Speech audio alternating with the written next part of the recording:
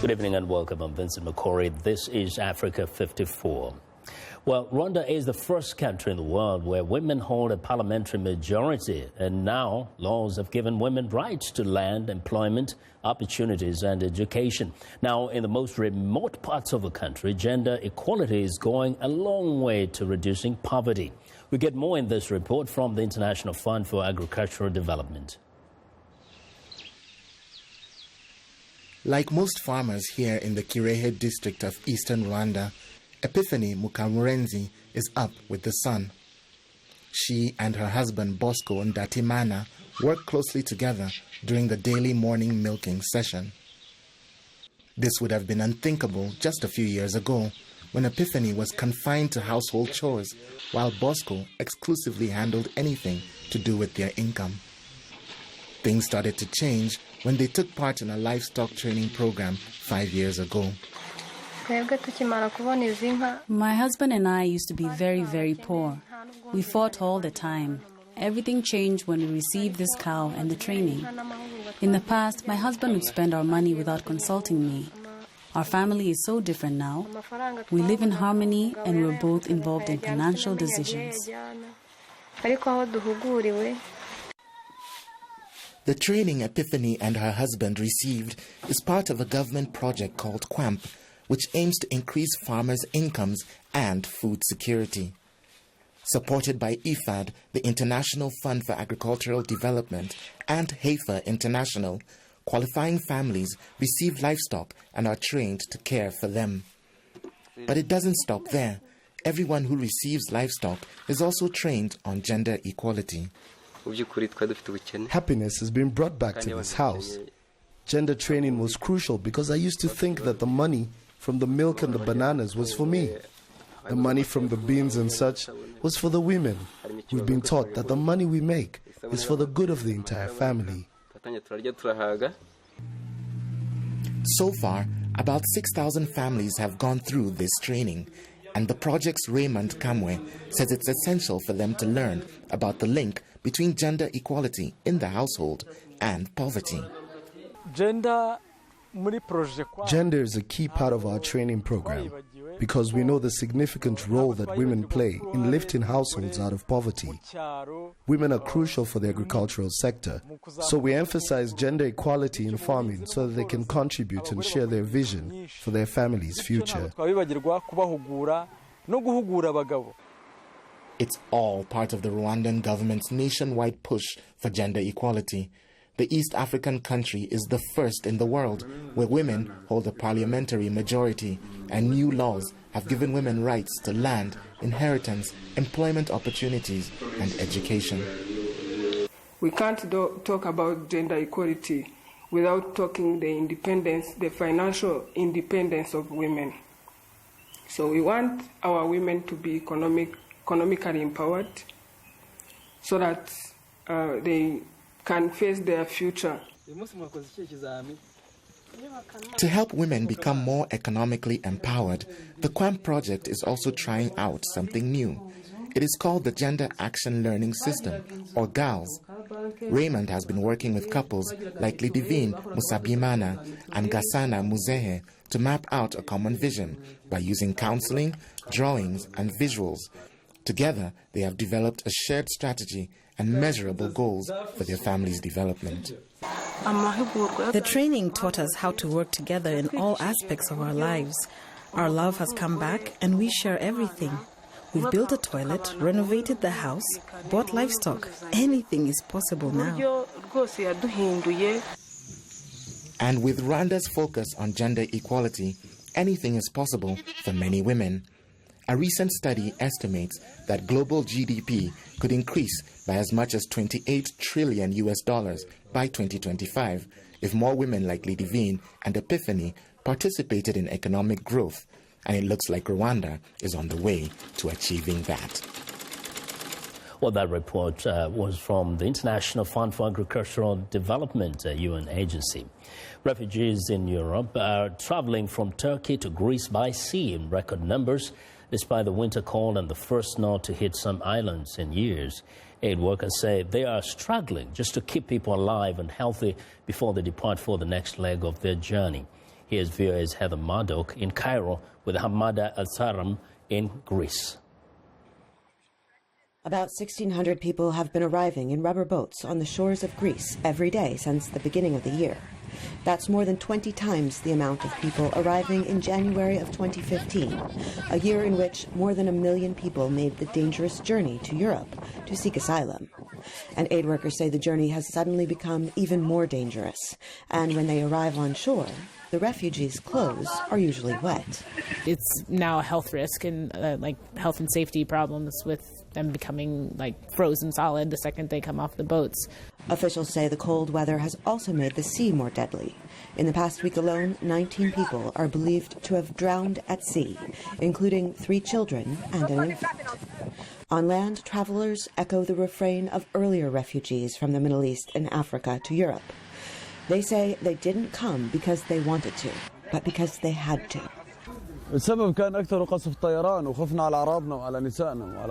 Syria is being bombed from the air. We are terrified for our women and our children. We were forced to leave. If you ask me or any Syrian here in Greece, nobody wanted to leave by his own choice. Everybody was forced to leave. اسأل أي شخص ما كان له أي نفس إنه يطلع من سوريا يعني أو من طيب خاطره كله طلع بالإجباري. Cold weather is expected to continue here in the coming weeks, and aid workers say, as a result, fewer people are arriving than last month. But as Europe strains to accommodate the people already on the continent, officials say the number of new arrivals may more than double in the coming year. Heather Murdoch, VOA News. Well, we want to know what you think about Africa 54 and the stories we cover during the conversation on Facebook. The address is Africa 54. Check out our headlines 24/7 on voaafrica.com. Find me on Twitter at VOA Vince Makori. Well, coming up, a Liberian artist campaigns against corruption. Stay with us.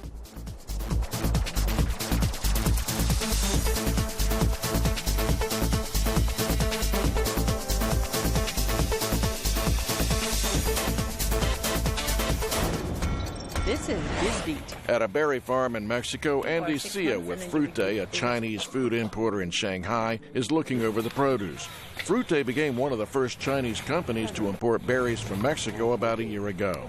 He says for fresh products like raspberries and blackberries, we use air freight. In this way, the quality can be guaranteed. At this orchard in Jalisco State in Mexico, berries are hand-picked and shipped in special coolers to China, where there's a growing number of people developing an appetite for fresh berries.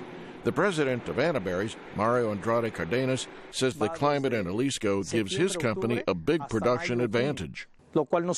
He says that makes us one of the countries which can produce berries in winter and spring.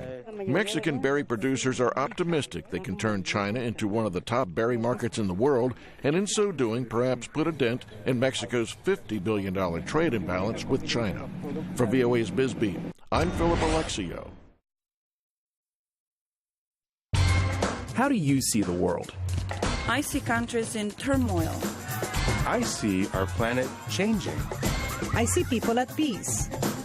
No matter how you see the world, you'll get an unbiased and uncensored view of it on Voice of America.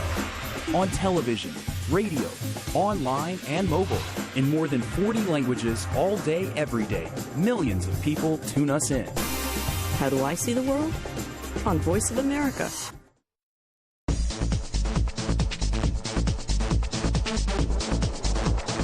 Well, observers say that corruption in the health sector can mean the difference between life and death. In Liberia, a country that was affected by the Ebola epidemic, a local artist campaigning against corruption in all sectors of the government says that healthcare is most affected when politicians and healthcare administrators divert the few resources for personal use. VOA's Jackson Mvunganya has our report. The Atlantic Ocean provides a perfect backdrop on a windy day in Monrovia's Mamba Point. Dead water hyacinths litters the public beach, a reminder that the government is dealing with more pressing issues like wiping out the Ebola epidemic that killed over 4,500 people in this country of 6 million. The country is recovering from Ebola, but people say that Liberia still suffers from a different kind of sickness, endemic corruption. Worldwide governance indicators suggest that corruption remains a serious problem in Liberia. One of the people speaking out against corruption in this West African country is the local musician Henry Amazinto. He goes by the name Amaze. He describes his musical style as hip-hop, a local form of hip-hop fused with the local dialect.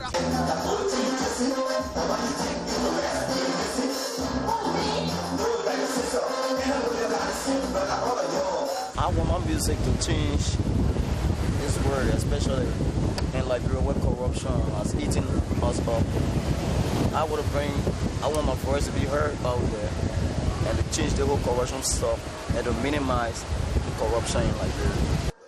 He recently launched that song, Corruption, Corruption. It is produced in collaboration with Osiwa and Accountability Lab Liberia, two organizations spearheading a campaign they're calling #CorruptionMustGo. In the song, Amez laments the effects of corruption on his society. It's an everyday activity thing. It's something that affects the music, affects the school, affects our everyday activity. As no medicine in the hospital, no books in the school, and even the music, it affects the music because our music don't go anywhere. Because I've seen so many corrupt officials embezzling money and going free. Reports show that corruption in Liberia is pervasive and affects almost all public sectors. Perhaps why Ebola was able to ravage communities without much of a functional healthcare system. Money that's supposed to go, health sectors. Money that's supposed to pay schools. Money that's supposed to pay clinics, hospitals. It's been going in people's pockets, in family home, while the whole nation suffered. So I feel very bad about that. A Transparency International report on corruption in Africa says that Liberians pay more bribes than anywhere in Africa. Amay says that corruption is bred by a broken down value system that starts with how children are raised and how they are taught to understand the value of honesty in public service. We try to bring this message out that parents should be on alert, that you got to monitor the case as they grow up, because if you allow corruption grows into them, if they go to higher ministry or higher entity, the whole country going to be corrupt. The consequences of corruption on a health sector is a system that can't deliver effective health care to its people. Most of our doctors are underpaid, the nurses are underpaid, and they don't do the proper job. For instance, if you got a patient and you rush to the hospital, they don't respond to that patient, maybe because that patient don't have sufficient money, so that patient ends up dying, so it affects the health system deeply. Amez is skeptical of the millions of dollars pledged by the international community to help Liberia in its recovery efforts. I think it's a joke. That $1 billion is going to go in few family pockets, believe me. We're never going to feel the effect of that. The general perception is that politicians and administrators can siphon millions of dollars from health budgets, money that was meant to buy medicines and to pay for qualified health staff. For misusing or stealing funds can often derail efforts to defeat major health challenges, such as the Ebola epidemic. For Voice of America, I'm Jackson Vunganyi in Monrovia, Liberia. Well, it's time now for a short break. Still to come on Africa 54, the emotional wedding performance that it's taken the web by storm. We'll be right back.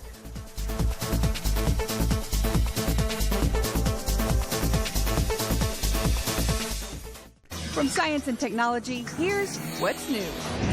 What's new? It's called Ely, a portable translator that works in real time. Ely's parent company, Logbar, put out a promo video of the device being used in Tokyo.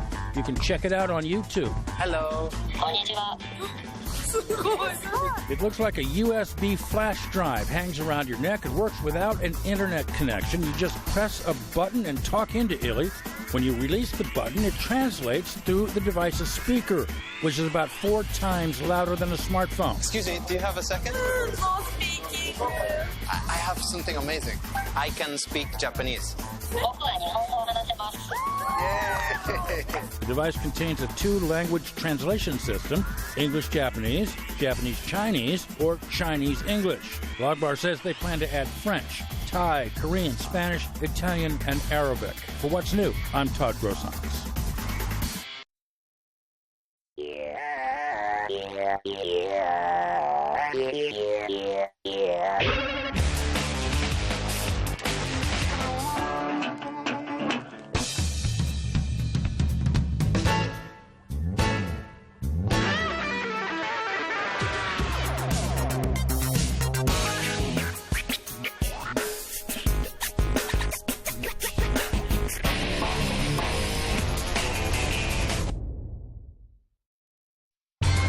How do you see the world? I see countries in turmoil. I see our planet changing. I see people at peace. No matter how you see the world, you'll get an unbiased and uncensored view of it on Voice of America. On television, radio, online, and mobile.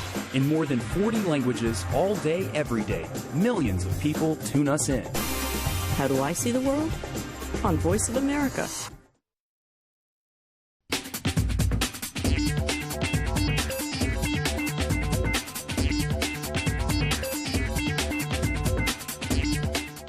Welcome back to Africa 54. Here's what's trending. A passionate wedding hacker that moved a New Zealand bride to tears is making everyone else cry too after being watched more than 13 million times. Video of the Maori dancer wedding of Alia and Benjamin Armstrong is being widely shared on social media. The bride says she was blown away by the performance. A hacker with its shouting, body slapping and exaggerated facial expressions is used in traditional Maori culture as a war cry to intimidate the enemy, but also to welcome special guests at celebrations. And finally, Psy. Adele has outpaced the South Korean pop star on the race to 1 billion views on YouTube.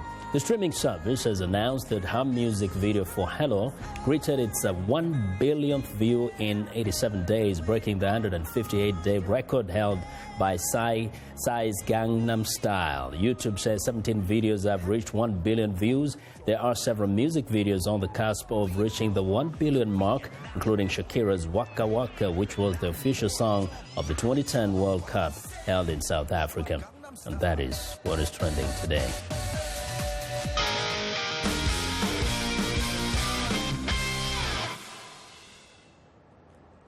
Well, it's time for Friday's Sports Report, and here's Sonny Young with the latest on news, sports news and notes. Hello, Sonny.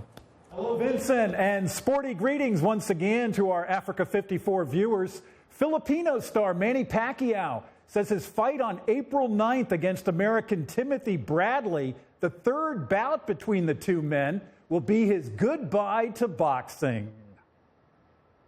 And it's sad to say that this is my last fight with Tim Bradley, and sad to say that after this I'm going to retire and hang up my gloves and focus to my another big responsibility in life, to help the people. Pacquiao talks about helping the people. 5 years ago, he was elected to the House of Representatives of the Philippines, and he's expected to focus on politics when he leaves the ring.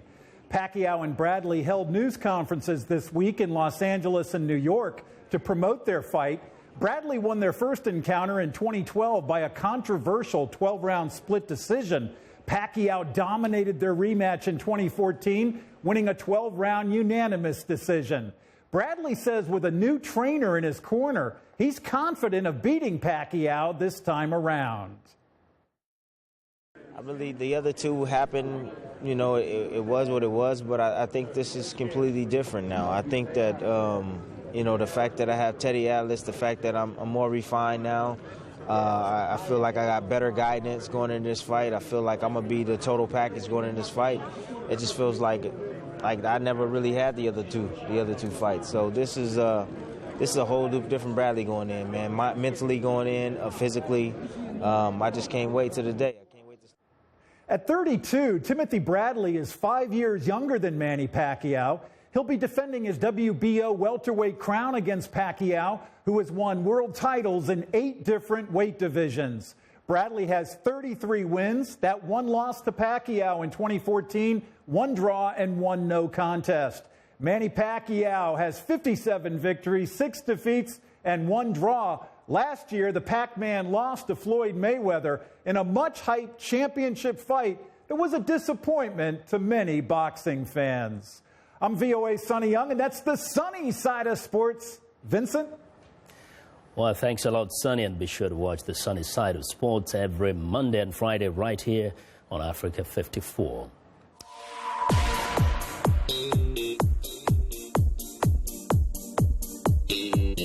Welcome back. It's time for Music Makers segment, and today I'm delighted to introduce Sanusi Diallo, best known as Galisa Jr., who was born and raised in Conakry, Guinea, but now resides here in the United States. Galisa, welcome to Africa 54. Thank you very much. It's a pleasure. And I know you started music as a little boy. Right. Can you just share with us a little bit how it all began? Yeah, as you know, I was born and grew up in Guinea-Conakry. I started music at a very young age. Back in Bush-Rapport, which was a favela of the capital city of Conakry. And I remember playing, gathering with my friends under the tree and playing with tomato cans and stick and a wire that we collect from the mechanic, acting like we were the Beatles of that time. That's how I started. And later on, my first year at a private school called La Fontaine, that's when I fell in love with art. And I also used to be a fan of a French author like Jean-Jacques Rousseau. And I remember one day reading a book of Jean-Jacques Rousseau called Contrat Social. And he had a quote that said, why to take your happiness in somebody else when you can create your own happiness? You decided to create your own happiness. Exactly. And although you were not at that time influenced at all by, say, American artists. No, not at all. I was simply influenced by MC Solar, which was a French artist. But now you're in the United States. Here you go. You're performing here. Yes, what are you going to perform correct. for us today? The first song I'm going to perform is called Going Home. As you know, Going Home is about the life of, is a project documentary about the life of 2 artists who have not been back home for the past 15 years. But also Going Home is about the land. The land is very important. You know, the land is an essential part of our identity. Yeah. So when they take the land from a man, it's like you have to take his identity away. Look at the crisis going on today. The crisis in Europe, the crisis in Ethiopia with the drought. More than 400,000 children has been displaced due to the drought. And even today, I heard about the situation in Ivory Coast. Yeah. So this is a powerful statement. Right. Well, how about you take it away now? All right. Let's get it. Go.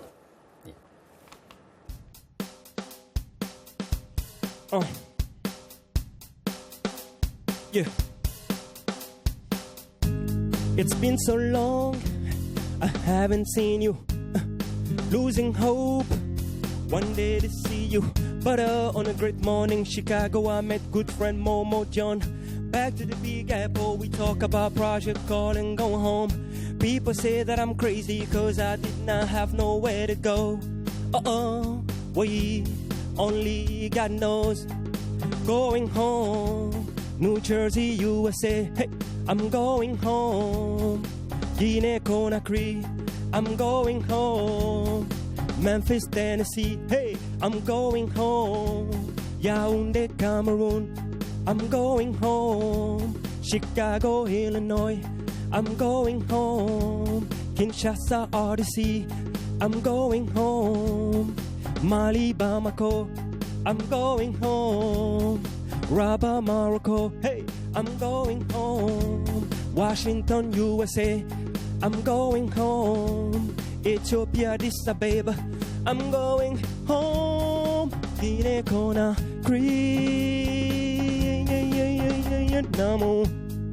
things have changed. They ain't what it used to be. No, I'm going out of state, try to make ends meet. People keep telling me, they say DD don't wanna do nothing, but only God knows that I try so hard to get my paper straight. I'm praying that all my family pass safely through the Senate. Wait, only God knows. Let's go. Going home, New Jersey, USA. I'm going home. Guinea-Conakry, I'm going home. Memphis, Tennessee, I'm going home. Nairobi, Kenya, I'm going home, Kingston, Jamaica. Hey, I'm going home, in a place better than home. Namo.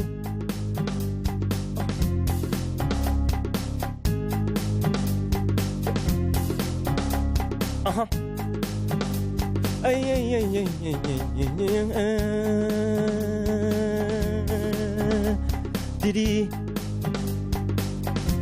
Elaj Mokhtar Fofana Hadjama Kiyatoué Nantene Aïssatou Fofana Alpha Omar Galis Diallo. So this is beautiful sounding song there, and really the sense of going home for you, it's going home to the land regardless of where you're going.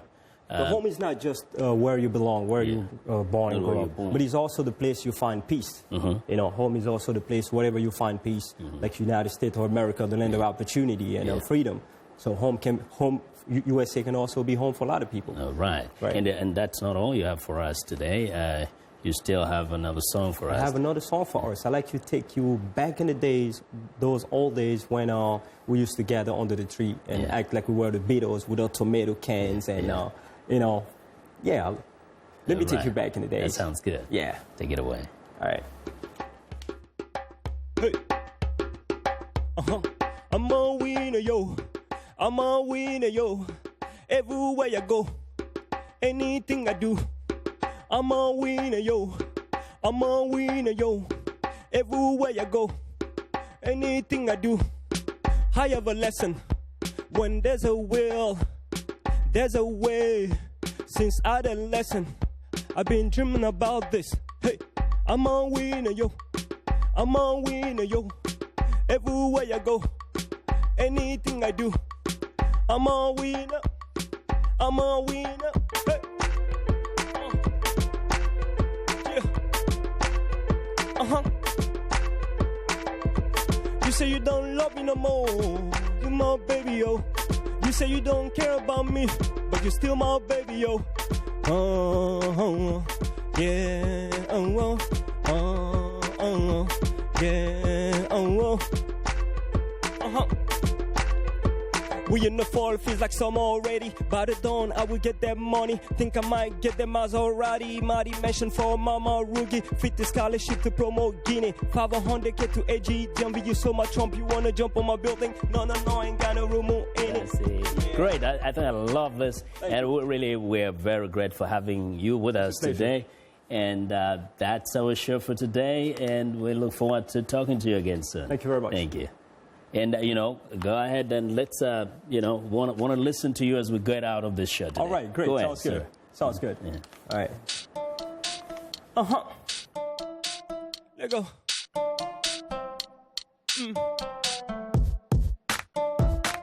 Haïti en Bidi, Bous rapport, Mbemba, IA, est-ce que tu vois ce que je veux dire, non? Je descends Bentley sur la corniche. Fantôme, j'allume ma dernière ish. Depuis môme, j'ai toujours voulu réussir libre. J'ai des âmes et des frites, âmes riches. Tout frais de mon navire, les ailes ne veulent couler. Trop frais sur la...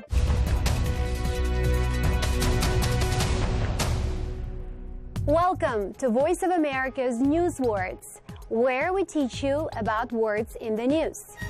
When the George W. Bush Presidential Library opened in Texas, all of the living U.S. presidents, past and present, gathered for the ceremony. One of the things that the Presidential Library's opening demonstrates, in many ways, is an end to the administration. This is really the last thing that he's going to do as president of this administration, of this group of people. The word presidential means having to do with a president. Presidential libraries hold the official papers from a president's administration. Presidential elections are when voters choose a president, often a nation's top public official. Now, when you hear the word presidential, your English will be good enough to know what this news word means.